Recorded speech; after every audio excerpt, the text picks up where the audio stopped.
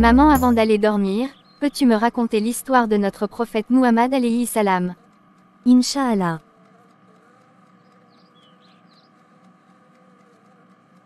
Merci ma douce maman. Je t'avais raconté la partie de ses enfants. Aujourd'hui nous allons parler de ses saintes épouses Tabarakallah.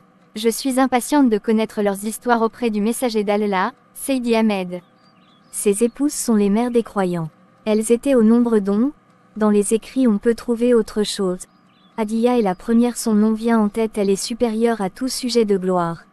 Elle s'en alla vers la clémence divine à l'âge de 65 ans, 619, 3 ans avant l'hégire. Elle fut inhumée dans une tombe 6 à Al-Hadjou durant le Ramadan. Après elle, il épousa Saouda bin Zama'a après Sakran 10 ans après la révélation. Avec Sakran, Saouda a effectué la deuxième émigration en Abyssinie. Qu'Allah leur accorde des domiciles au paradis, Firdaus, au dispensateur de grâce. Allahumma amin. L'élu de Dieu épousa Aïcha, fille d'Abou Bakr, alors âgée de 6 ans à la Mecque, entre 620 et 623, 3 ans avant l'hégire à la 10e année de la révélation durant le mois de Korité. Sa date de naissance dès lors fut assimilée à la 4e année de la révélation. C'est à Médine en l'an 1 qu'il effectua sa lune de miel alors qu'elle avait 9 ans. Ou bien en l'an 2 d'après une relation peu sûre alors qu'elle avait 10 ans et 6 mois sans doute.